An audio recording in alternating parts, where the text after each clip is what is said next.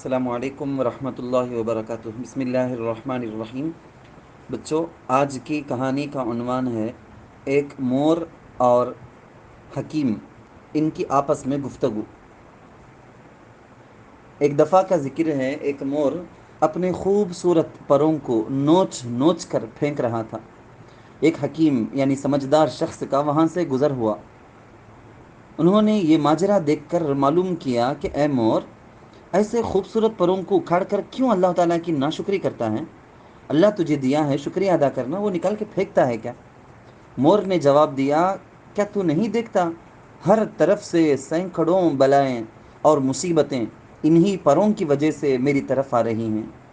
مور نے مزید سمجھایا، اکثر اوقات یعنی بہت زیادہ وقتوں میں ظالم شکاری ہنٹر انہی پروں کو حاصل کرنے کے واسطے ہر طرف سے جال بچھاتا ہے، میرا شکار کرتا ہے۔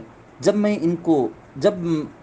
میں ان بلاؤں اور فتنوں سے اپنے آپ کو محفوظ رکھنے پر قادر نہیں ہوں، میرے سے نہیں ہو سکتا ہے کہ میں اپنے آپ کو بلاؤں سے مصیبتوں سے بچاؤں، تو اس سے بہتر تو یہ ہے کہ میں اپنے پروں کو دور کر دوں، اپنی صورت کو مکروہ بنا لوں۔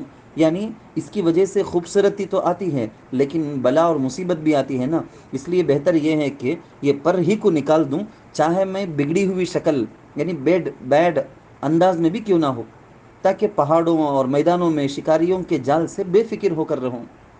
مور نے نتیجہ خیز گفتگو کرتے ہوئے کہا، میرے نزدیک جان کی حفاظت بال اور پر کی حفاظت سے زیادہ ضروری اور اہم ہے۔ اگر جان بچ جائے اور اس کے مقابلے میں جسم کو نقصان ہو جائے تو کوئی غم اور پریشانی کی بات نہیں۔ بچوں، علماء لکھتے ہیں، اسی وجہ سے اللہ والے بھی اپنے آپ کو شہرت سے، پاپولیرٹی سے، مشہور ہونے سے دور رکھتے ہیں، کیونکہ شہرت فیمس ہونے کے ساتھ ساتھ بہت سی بلائیں بھی ساتھ ساتھ آ جاتی ہیں، عافیت اور سکون برباد ہو جاتا ہے۔ علماء لکھتے ہیں کہ اپنے آپ کو بے نام اور بے نشان اور عاجز اور مسکین بنا کر رکھو، تاکہ یہ حالت تم کو شہرت سے، فیمس ہونے سے دور رکھے، کیونکہ شہرت سے عافیت ختم ہو جاتی ہے، شہرت بہت سی بلائیں اپنے ساتھ لاتی ہے۔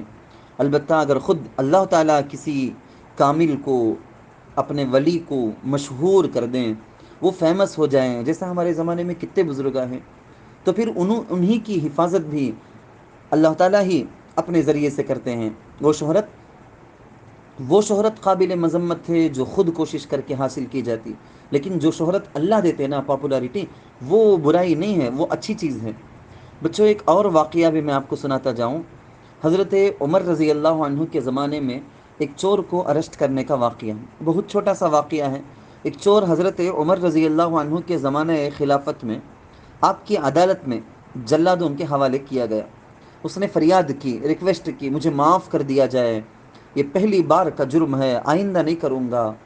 چنانچہ چور نے لجاجت کرتے ہوئے کہا، اے امیر المؤمنین، یہ میرا پہلا جرم ہے، فرسٹ مسٹیک، غلطی، گناہ کیا ہوں، مجھے معاف کر دیں۔ حضرت عمر رضی اللہ عنہ نے کہا، اللہ تعالیٰ پہلی خطا پر قہر نازل نہیں فرماتے، نہیں پھنساتے، وہ کسی کے سامنے اٹکتا نہیں، اکثر اپنے فضل کے اظہار کے لیے بندوں کے جرائم کی، بندوں کے گناہوں کی پردہ پوشی کرتے ہیں اللہ۔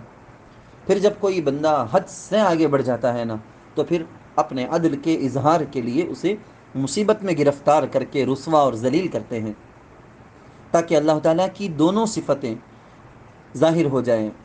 اللہ کی ایک صفت ہے ستار، اللہ گناہوں کو چھپاتے بھی ہیں، لیکن جب لمٹ کراس کر دیتا ہے بندہ تو پھر اللہ اسے ذلیل بھی کرتے ہیں۔ بچوں، کوئی گناہ کی اگر عادت ہے تو توبہ کر لو، اسے چھوڑ دو۔